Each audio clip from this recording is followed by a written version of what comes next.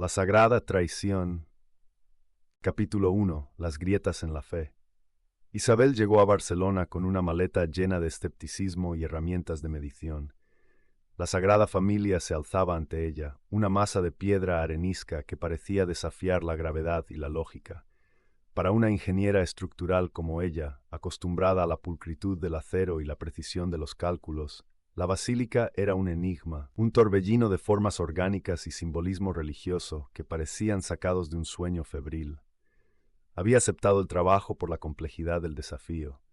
Reparar y mantener una estructura tan intrincada era un rompecabezas que ponía a prueba sus conocimientos y habilidades, pero no compartía el fervor religioso que parecía envolver cada piedra, cada pináculo, cada vidriera. Para ella, la Sagrada Familia era un proyecto de ingeniería, no un milagro. Su escepticismo se había forjado a golpe de ciencia y razón. Las teorías de conspiración y las fervientes creencias religiosas le parecían cuentos para mantener a la gente controlada. Ella confiaba en los datos, en las ecuaciones, en la solidez de los materiales. Y hasta ahora, la ciencia nunca la había decepcionado. Durante su primera inspección rutinaria, mientras recorría los pasillos laberínticos y las imponentes naves, comenzó a notar pequeñas anomalías que no encajaban con los planos originales. Fisuras finas, casi imperceptibles, serpenteaban por los pilares principales, columnas que debían ser monolitos de piedra imperturbables. En algunas zonas las piedras parecían ligeramente desplazadas, como si hubieran cedido bajo un peso invisible. Isabel revisaba los cálculos originales de Gaudí, comparándolos con las mediciones actuales. Había desajustes, pequeñas variaciones que, en teoría, no deberían existir. El edificio, construido con una precisión asombrosa para su época, parecía estar sufriendo alteraciones sutiles, casi imperceptibles. La Sagrada Familia, un proyecto que había consumido la vida de Antoni Gaudí, era mucho más que una iglesia. Era un testamento a la creatividad humana, una obra maestra que combinaba la arquitectura gótica con las formas de la naturaleza. Cada detalle, desde las columnas que imitaban árboles hasta las vidrieras que filtraban la luz en un caleidoscopio de colores, estaba cargado de simbolismo religioso. Barcelona se enorgullecía de su basílica. Era un símbolo de la ciudad, un imán para turistas de todo el mundo, un faro de esperanza y fe. La Sagrada Familia era, en esencia, Barcelona. Isabel, sin embargo, veía algo más. Veía el peso de la historia, la carga de las expectativas, la complejidad de un proyecto que se había prolongado durante más de un siglo. Y ahora veía esas pequeñas anomalías, esas grietas en la fachada de la perfección. Compartió sus preocupaciones con el ingeniero jefe, un hombre corpulento y de rostro curtido por el sol llamado Joan. Él escuchó con atención, pero su respuesta no la tranquilizó. Isabel, la Sagrada Familia es un edificio vivo. Se mueve, se adapta, respira. Es normal que haya pequeñas fisuras, pequeños desplazamientos. No te alarmes. Son errores de medición, problemas menores causados por el tiempo y el desgaste natural. Joan restó importancia a sus hallazgos, atribuyéndolos a la complejidad del edificio y a la naturaleza impredecible de los materiales. Le aconsejó que se concentrara en las tareas asignadas y que no se dejara llevar por ideas alarmistas. Aquí hay mucha gente que ve fantasmas donde no los hay, dijo Joan con una sonrisa condescendiente. No te conviertas en una de ellos. Isabel asintió, pero no estaba convencida. Sabía que Joan tenía razón en parte. La Sagrada Familia era una estructura compleja y antigua, susceptible a los efectos del tiempo, pero las anomalías que había detectado no parecían aleatorias. Había un patrón, una coherencia que la inquietaba. Esa noche, de vuelta en su pequeño apartamento en el barrio gótico, Isabel repasaba sus notas. Las anomalías seguían dando vueltas en su cabeza, como pequeños acertijos que se negaban a ser resueltos. Decidió ignorar las advertencias de Joan e investigar por su cuenta. Necesitaba entender qué estaba pasando en la Sagrada Familia, aunque eso significara ir en contra de la opinión de sus superiores. Al día siguiente, regresó a la basílica temprano, antes de que llegaran los turistas y el bullicio se apoderara del lugar. Se dirigió a su estación de trabajo, un pequeño escritorio en un rincón del taller de restauración. Pero al llegar, notó algo extraño. Sus herramientas, cuidadosamente ordenadas la noche anterior, habían desaparecido. La cinta métrica, el nivel, el calibrador, todo había desaparecido. Isabel frunció el ceño. ¿Quién habría robado sus herramientas? ¿Y por qué? Mientras buscaba sus herramientas, notó algo grabado en la superficie de su mesa. Era un pequeño símbolo, un círculo con un punto en el centro, rodeado de líneas que formaban una estrella de 6 puntas. Isabel no reconoció el símbolo, pero le resultó inquietantemente familiar. Le recordaba a los diseños geométricos que había visto en los planos de Gaudí, a los símbolos ocultos en las fachadas y las vidrieras. El corazón le dio un vuelco. ¿Era una advertencia, un mensaje, una simple coincidencia? Isabel decidió no darle importancia a las herramientas desaparecidas ni al símbolo grabado. Recuperó unas herramientas de repuesto y retomó su trabajo. Pero la sensación de inquietud no la abandonó. Sentía que alguien la observaba, que alguien conocía sus sospechas y quería detenerla. Esa noche, Isabel se sumergió en los archivos de la Sagrada Familia. Pasó horas revisando los planos originales de Gaudí, buscando alguna clave que explicara las anomalías, algún símbolo que coincidiera con el que había encontrado en su mesa. Cuanto más investigaba, más se convencía de que algo extraño estaba ocurriendo en la basílica. Algo que iba más allá de los simples problemas de mantenimiento y las teorías de conspiración. Encontró referencias a la geometría sagrada, a las proporciones áureas, a los símbolos ocultos en la arquitectura. Descubrió que Gaudí era un maestro en el uso de estos elementos, que los había incorporado a la Sagrada Familia para transmitir mensajes sutiles, para conectar el edificio con una dimensión espiritual. Pero también encontró indicios de algo más oscuro, de una interpretación esotérica de la obra de Gaudí, de una sociedad secreta que se creía depositaria de un conocimiento prohibido. Los custodes Gaudí. Isabel sintió un escalofrío recorrer su espina dorsal. Empezaba a comprender que las grietas en la Sagrada Familia no eran solo físicas, sino también metafísicas. Empezaba a entender que la basílica era mucho más que un edificio. Era un campo de batalla entre la fe y la razón, entre la preservación y la destrucción.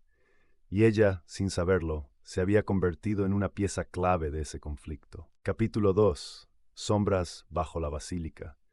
Las anomalías se multiplicaban, como grietas en un espejo que reflejaba una verdad inquietante.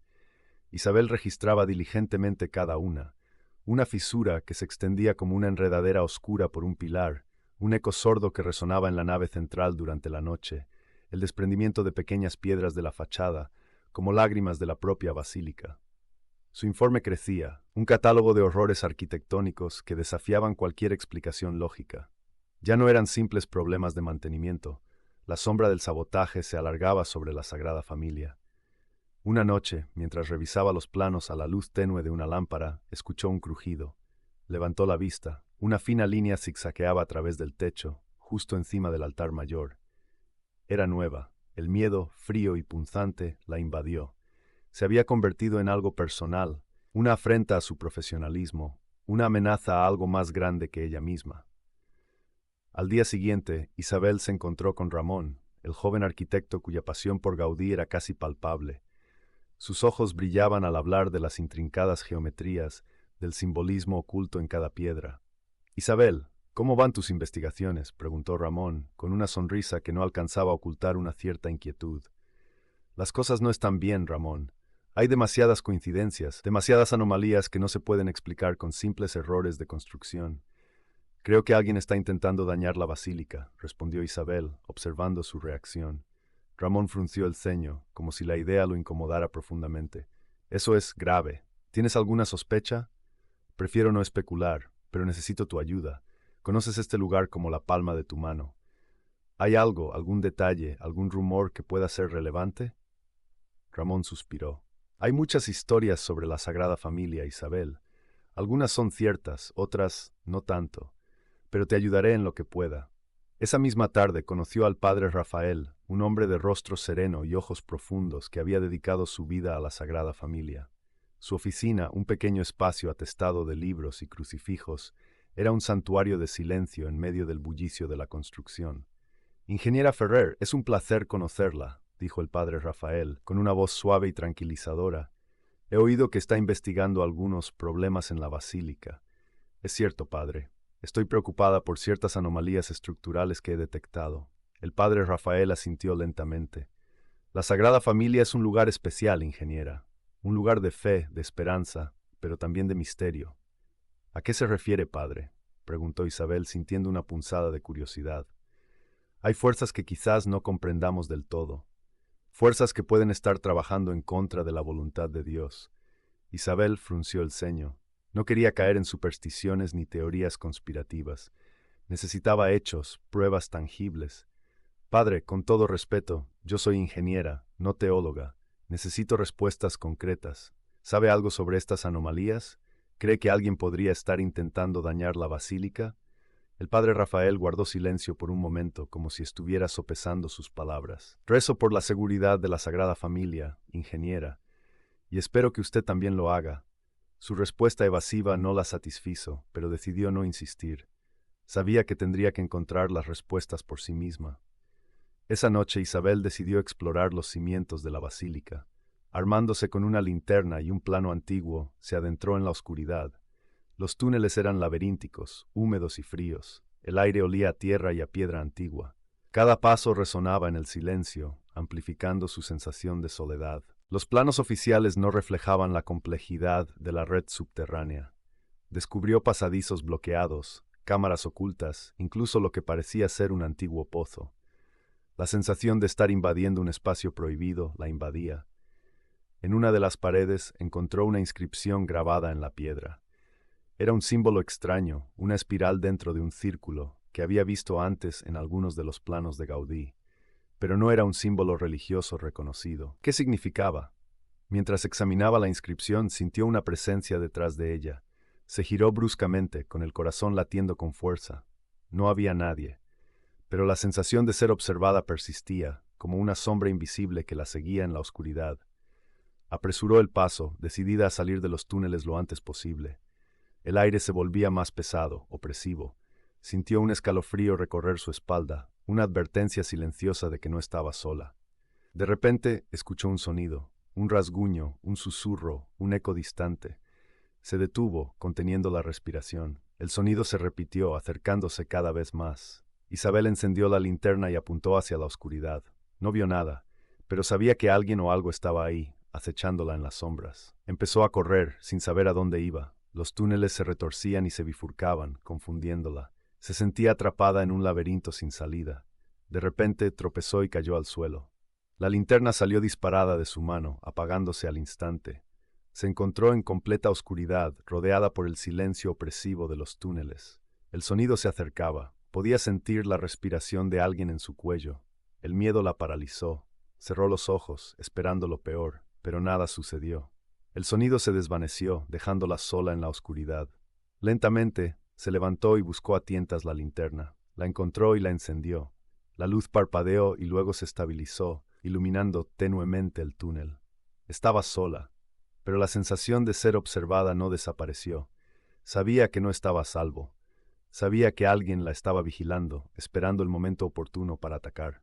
Con renovada determinación salió corriendo de los túneles, decidida a descubrir la verdad, sin importar el precio.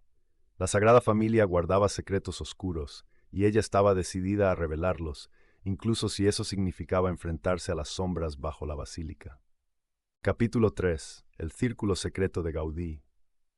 Isabel sintió un escalofrío, no por la humedad de los túneles bajo la Sagrada Familia, sino por la creciente certeza de que estaba pisando un terreno mucho más peligroso de lo que había imaginado. La inscripción grabada en la pared, un símbolo recurrente en los planos de Gaudí pero rechazado por la Iglesia, no era una simple curiosidad, era una declaración. De vuelta en su improvisada oficina, entre planos y cálculos, Isabel se sumergió en una búsqueda exhaustiva. Buscó en archivos históricos, en documentos olvidados de la época de Gaudí, rastreando la simbología prohibida. Finalmente, encontró referencias fragmentadas a una sociedad secreta, los Custodes Gaudí. Al principio parecían un grupo de admiradores obsesionados, dedicados a preservar la visión original del arquitecto, pero cuanto más excavaba, más turbia se volvía la imagen. Los Custodes, según los documentos que Isabel encontró, creían que la Iglesia había corrompido la obra de Gaudí, introduciendo elementos ajenos a su plan original. Veían la Sagrada Familia como un proyecto incompleto, desviado de su verdadero propósito. Con el tiempo, su obsesión se había transformado en fanatismo.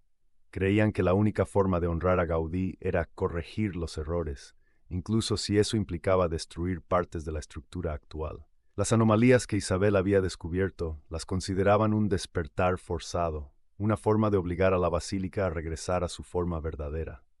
La idea era absurda, casi ridícula, pero la evidencia era innegable. Alguien o un grupo de personas estaba utilizando un conocimiento profundo de la Sagrada Familia y sus planos ocultos para sabotear la construcción, guiados por una ideología extremista. La paranoia comenzó a apoderarse de Isabel. ¿Cuántos eran? ¿Quiénes eran? ¿Cómo habían logrado mantenerse ocultos durante tanto tiempo? Esa tarde, Ramón la encontró trabajando hasta tarde, con el rostro pálido y los ojos inyectados en sangre. Se sentó frente a ella, con una expresión grave. «Isabel, necesito hablar contigo», dijo Ramón, su voz cargada de preocupación. «Sé que has estado investigando los túneles y las anomalías. Debes tener cuidado». Isabel lo miró con desconfianza. «¿Cuidado? ¿Por qué? ¿Sabes algo?» Ramón suspiró, pasando una mano por su cabello.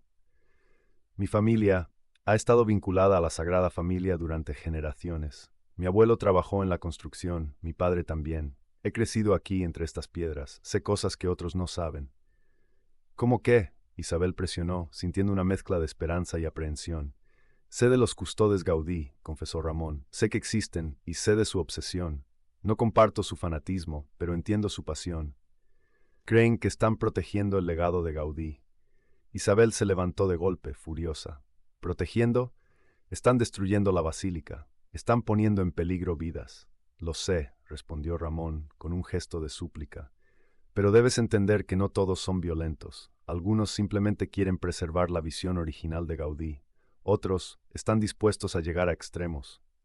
«¿Estás diciendo que sabes quién está detrás del sabotaje?», preguntó Isabel, con el corazón latiéndole con fuerza. Ramón vaciló. «No puedo decirte nombres, pero puedo advertirte. Están utilizando los túneles secretos para acceder a áreas estratégicas de la basílica. Están planeando algo grande, algo peligroso».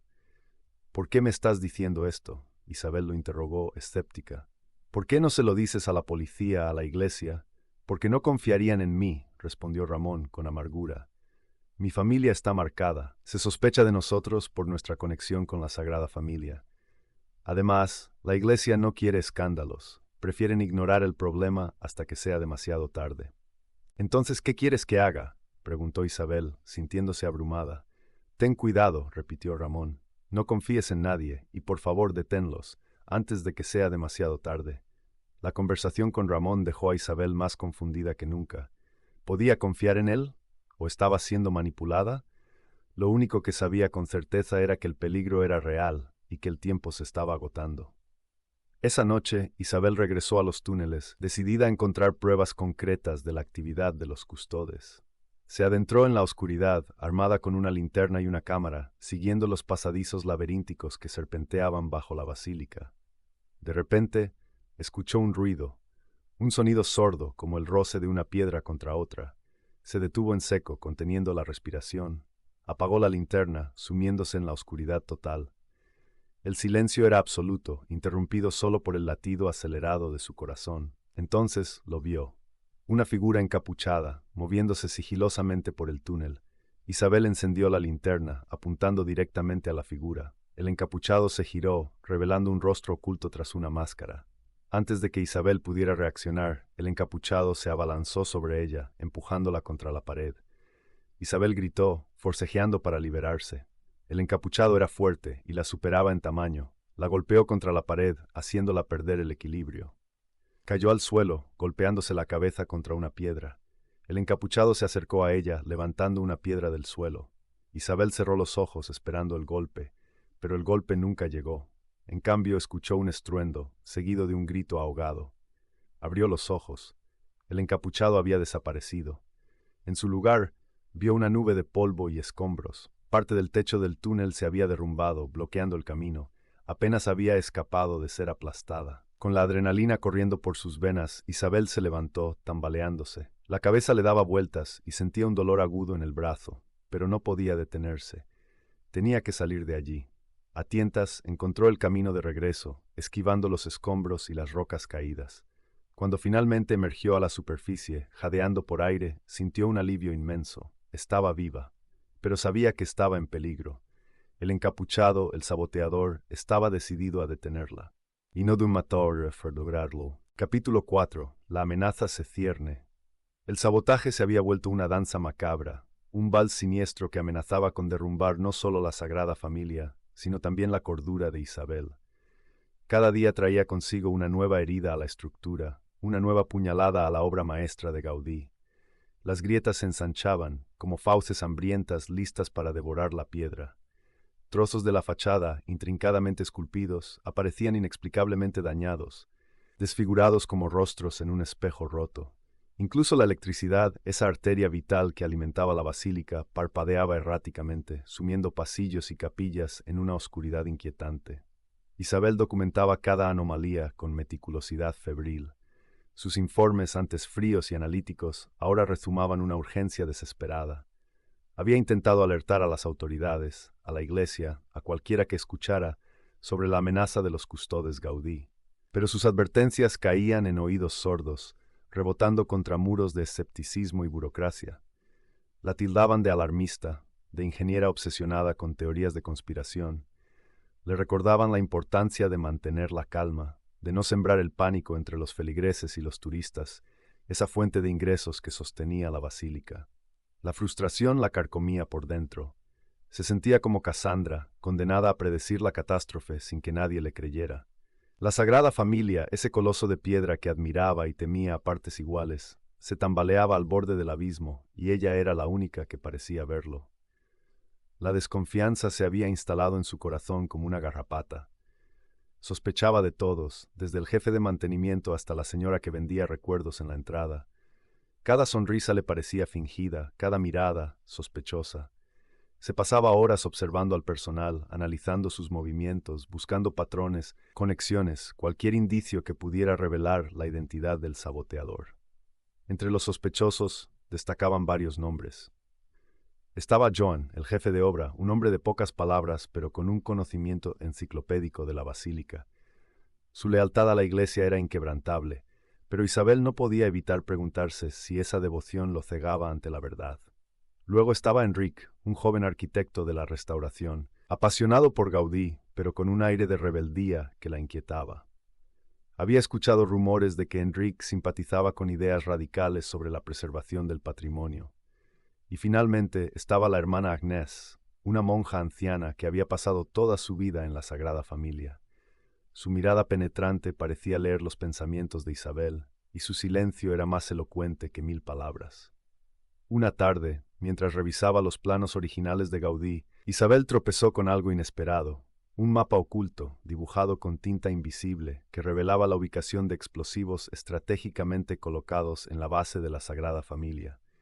El mapa era antiguo, casi borroso, pero las marcas eran inconfundibles. El horror la invadió como un balde de agua helada. Los custodes Gaudí no solo estaban saboteando la estructura, sino que planeaban destruirla por completo.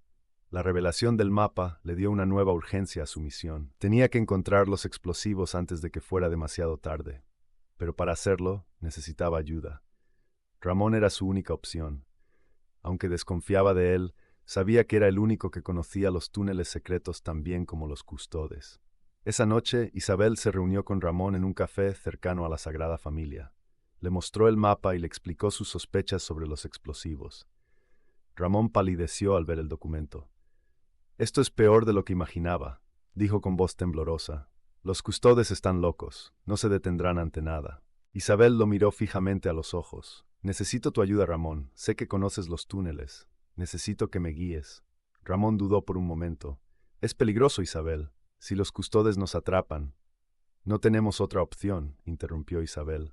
«La Sagrada Familia está en peligro. Miles de vidas están en juego». Ramón suspiró profundamente. «Está bien, te ayudaré. Pero prométeme que serás cuidadosa». Mientras tanto, en los oscuros pasillos de la sacristía, el padre Rafael se retorcía las manos con angustia. La conciencia lo atormentaba.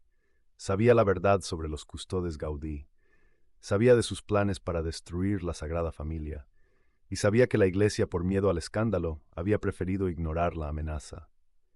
Durante años el padre Rafael había sido un puente entre la Iglesia y los custodes, un mediador que intentaba mantener la paz. Pero la radicalización de la sociedad lo había superado. Ya no podía justificar su silencio.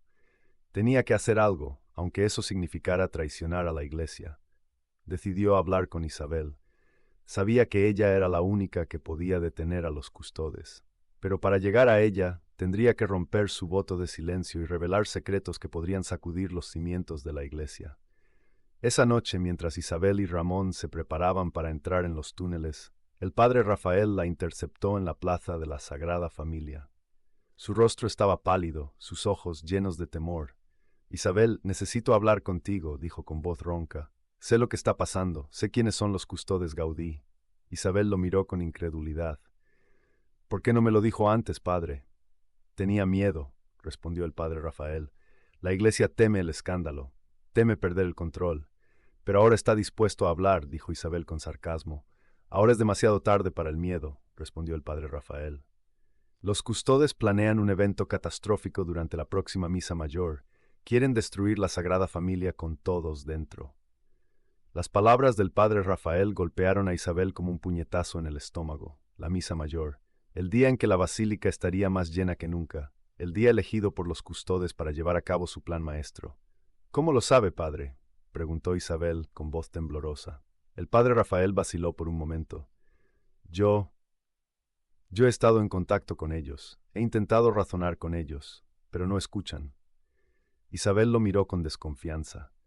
«¿Está diciendo que ha estado colaborando con los custodes?» «No», respondió el padre Rafael con vehemencia. «Nunca he querido que nadie salga herido. Solo quería evitar un escándalo. Quería proteger a la iglesia». «¿Y cree que protegerá a la iglesia sacrificando miles de vidas?», preguntó Isabel con furia. El padre Rafael bajó la cabeza con vergüenza. «Me equivoqué», dijo con voz apenas audible. «Fui un tonto. Ahora tengo que enmendar mi error». El padre Rafael le reveló a Isabel un detalle crucial. Los custodes utilizarían la misa mayor para transmitir una señal que activaría los explosivos. La señal estaría oculta en la liturgia, en una frase específica pronunciada por el sacerdote durante la ceremonia. Isabel sintió un escalofrío recorrer su columna vertebral. El saboteador estaba planeando utilizar la propia misa, el evento más sagrado de la iglesia, para desatar el infierno sobre la Sagrada Familia. El tiempo se agotaba. Tenía que detenerlos. Tenía que encontrar la manera de evitar que la señal se transmitiera. Tenía que salvar la Sagrada Familia y a todos los que estaban dentro de la furia de los custodes Gaudí. La amenaza se cernía sobre ella, oscura y amenazante, como una tormenta inminente. Capítulo 5. Isabel, con el plano recuperado temblando en sus manos, corrió hacia la entrada de los túneles. El tiempo apremiaba. La misa mayor, con miles de feligreses expectantes, comenzaría en menos de una hora. Cada segundo que pasaba aumentaba la probabilidad de una catástrofe inimaginable. «Ramón, ¿me oyes?», gritó a través del comunicador, su voz apenas audible por el eco de la piedra. «Fuerte y claro, Isabel. Estoy en la entrada oeste de los túneles. ¿Tienes el mapa?», respondió Ramón, con un tono de urgencia palpable. «Lo tengo. Los explosivos están colocados en los pilares de soporte principales, justo debajo del altar mayor. Dividámonos para cubrir más terreno. Ten cuidado, Ramón, no sabemos qué más nos espera ahí abajo». «Entendido. Buena suerte, Isabel. Nos vemos en el altar». Isabel se adentró en la oscuridad, la linterna de su casco proyectando un haz de luz vacilante sobre las paredes de piedra. El aire era denso, cargado de humedad y un olor rancio que le revolvía el estómago. El mapa, una copia meticulosa de los planos originales de Gaudí, era su única guía en ese laberinto subterráneo. A medida que avanzaba, notó señales de la presencia reciente del saboteador. Cables cortados, escombros removidos y extrañas marcas en las paredes indicaban que no era la única persona que conocía el camino. La paranoia se apoderó de ella. ¿La estarían observando? ¿Estaría caminando directamente hacia una trampa? De repente, un sonido metálico resonó en la oscuridad. Isabel se detuvo en seco, conteniendo la respiración. Aguzó el oído, tratando de identificar la fuente del ruido. Provenía de un túnel lateral, apenas visible en la penumbra. Con cautela, se acercó a la entrada del túnel y apuntó con su linterna. Allí, en medio de la oscuridad, vio un cable trampa conectado a una serie de piedras sueltas. Si alguien tropezaba con el cable, las piedras caerían, bloqueando el camino y probablemente alertando al saboteador. «Trampa», murmuró Isabel para sí misma. Con cuidado, desactivó el cable, liberando las piedras. Era evidente que el saboteador estaba preparado para defender su plan, costara lo que costara. Continuó su camino, sorteando obstáculos y desactivando trampas con la precisión de un artificiero. Cada paso la acercaba más al altar mayor, pero también la envolvía en una creciente sensación de peligro. Mientras tanto, Ramón avanzaba por su propio camino en los túneles. Conocía la basílica como la palma de su mano, pero la oscuridad y el silencio lo hacían sentir incómodo. Sabía que los custodes Gaudí habían estado utilizando estos túneles durante generaciones, y no podía evitar preguntarse qué secretos más ocultaban. De repente encontró una pequeña habitación excavada en la pared. En su interior descubrió un altar improvisado, con una serie de símbolos grabados en la piedra. Reconoció algunos de los símbolos como elementos de la geometría sagrada que Gaudí había utilizado en sus diseños, pero otros eran completamente desconocidos. «Isabel, creo que encontré algo», dijo Ramón a través del comunicador. «Una especie de altar. Hay símbolos extraños grabados en la pared». «¿Puedes describirlos?», preguntó Isabel con la voz entrecortada. Ramón describió los símbolos con detalle, mientras Isabel intentaba descifrarlos en su mente. De repente un escalofrío le recorrió la espalda. Reconoció uno de los símbolos como un antiguo glifo relacionado con rituales de sacrificio. «Ramón, ten cuidado», advirtió Isabel. «Creo que estás en un lugar peligroso. Sal de ahí inmediatamente». Pero ya era demasiado tarde. De repente, la puerta de la habitación se cerró de golpe, atrapando a Ramón en su interior. Una voz resonó en la oscuridad, profunda y amenazante. «Bienvenido, Ramón. Has llegado al lugar donde tu destino te espera». Mientras tanto, Isabel se acercaba al altar mayor. La tensión era palpable, el aire vibraba con una energía oscura e inquietante. De repente, escuchó una voz familiar que provenía de la capilla lateral. «La hora se acerca», dijo la voz. «La purificación está a punto de comenzar». Isabel reconoció la voz al instante. Era la del padre Rafael. Con el corazón latiendo con fuerza, se acercó a la capilla lateral y espió por la rendija de la puerta. Allí, en medio de la oscuridad, vio al padre Rafael de pie frente a un altar, con una Biblia abierta en sus manos. Estaba recitando un pasaje en latín, su voz resonando con una intensidad fanática. De repente, el padre Rafael levantó la vista y clavó sus ojos en la rendija de la puerta. Su rostro estaba transformado, su mirada llena de locura y determinación. «Isabel», dijo el padre Rafael, con una sonrisa escalofriante, «te he estado esperando». Isabel sintió un escalofrío recorrer su espalda. Había cometido un error terrible, había confiado en la persona equivocada. «Padre Rafael, ¿qué está haciendo?», preguntó Isabel con la voz temblorosa. «Estoy cumpliendo con mi deber», respondió el padre Rafael. «Estoy salvando la Sagrada Familia de la corrupción. Estoy devolviéndola a su forma verdadera». «Pero está poniendo en peligro a miles de personas», protestó Isabel. «No puede hacer esto». «No tengo otra opción», dijo el padre Rafael. «Es mi destino. Y el tuyo es unirte a mí». El padre Rafael extendió su mano hacia Isabel, invitándola a entrar en la capilla. Isabel retrocedió, sintiendo un miedo paralizante. «No», dijo Isabel, «no lo haré. No voy a permitir que destruya la Sagrada Familia». «Entonces tendrás que detenerme», dijo el padre Rafael. «Pero te advierto, Isabel, no será fácil». El padre Rafael sacó un pequeño detonador de su bolsillo y lo apretó con fuerza. Isabel sintió que el tiempo se detenía. Sabía que si el padre Rafael apretaba el botón, la Sagrada Familia se derrumbaría, enterrando a miles de personas bajo sus escombros. En ese momento Isabel tomó una decisión. Tenía que detener al padre Rafael, costara lo que costara. Con un grito de guerra, Isabel se abalanzó sobre el padre Rafael, decidida a arrebatarle el detonador de las manos. En ese instante, Ramón irrumpió en la capilla lateral, su rostro cubierto de sudor y polvo. Había logrado escapar de la habitación donde estaba atrapado, pero llegaba demasiado tarde. «Isabel, no», gritó Ramón, mientras veía a Isabel y al padre Rafael forcejeando por el detonador. En un movimiento rápido, el padre Rafael logró soltarse de Isabel y corrió hacia el altar mayor. Ramón intentó detenerlo, pero el sacerdote lo esquivó con agilidad. «La purificación está a punto de comenzar», gritó el padre Rafael, mientras levantaba el detonador en el aire. Isabel, recuperándose del forcejeo, se dio cuenta de que el tiempo se había agotado. Tenía que actuar ahora, o todo estaría perdido. Utilizando su conocimiento de la estructura de la basílica, Isabel corrió hacia uno de los pilares de soporte principales. Sabía que si lograba debilitar el pilar en el punto correcto, podría neutralizar el efecto de los explosivos. Con todas sus fuerzas, Isabel comenzó a golpear el pilar con una barra de metal que había encontrado en la capilla. El pilar tembló, pero no se derrumbó. «Isabel, ¿qué estás haciendo?», gritó Ramón, confundido. «Confía en mí», respondió Isabel. «Solo necesito un poco más de tiempo». El padre Rafael, al ver lo que Isabel estaba haciendo, corrió hacia ella con el detonador en la mano. Estaba a punto de apretar el botón cuando de repente Ramón se interpuso en su camino. «No lo permitiré», gritó Ramón, mientras se abalanzaba sobre el padre Rafael. Los dos hombres forcejearon por el detonador, luchando por el control del destino de la Sagrada Familia. En un momento crucial, Ramón logró arrebatar el detonador de las manos del padre Rafael y lo arrojó lejos. El detonador cayó al suelo, inactivo. El silencio se apoderó de la capilla. Isabel, exhausta pero decidida, continuó golpeando el pilar con la barra de metal. Finalmente, después de varios minutos de esfuerzo, escuchó un crujido.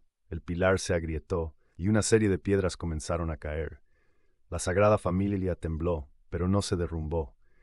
Isabel había logrado neutralizar el efecto de los explosivos, salvando a miles de personas de una muerte segura. El padre Rafael, derrotado y desolado, cayó de rodillas. Su sueño de purificar la Sagrada Familia se había hecho añicos. «¿Por qué?», preguntó el padre Rafael con la voz entrecortada. «¿Por qué me han impedido cumplir con mi deber?». «Porque estaba equivocado», respondió Isabel. «La Sagrada Familia no necesita ser purificada, necesita ser protegida». En ese momento, la policía irrumpió en la capilla y arrestó al padre Rafael. La amenaza había sido neutralizada, pero la pesadilla estaba lejos de terminar. Capítulo 6. Revelaciones y legado. Isabel sintió el sudor frío resbalar por su espalda mientras manipulaba los cables expuestos del detonador secundario. Los segundos se estiraban, densos y pesados, amplificados por el silencio sepulcral que había invadido la basílica tras la detención de padre Rafael. Atrás quedaba el caos inminente, la amenaza tangible de la explosión. Ahora solo quedaba la tarea delicada de desactivar el último vestigio de la locura del saboteador. Ramón, jadeante tras la persecución en los túneles, se mantenía a su lado, observando con una mezcla de admiración y preocupación. Su conocimiento de la estructura de la Sagrada Familia era innegable, pero era la lógica implacable de Isabel, su capacidad para reducir lo complejo a una serie de ecuaciones, lo que les había traído hasta este punto. «Casi está», murmuró Isabel, con la voz tensa pero firme. «Solo necesito aislar el circuito de ignición. Aquí».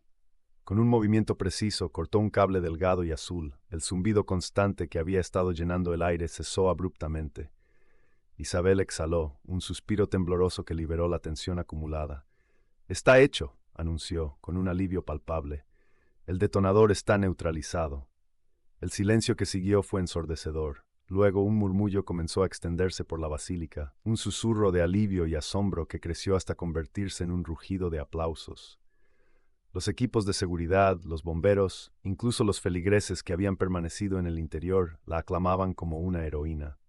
Pero Isabel no se sentía como tal.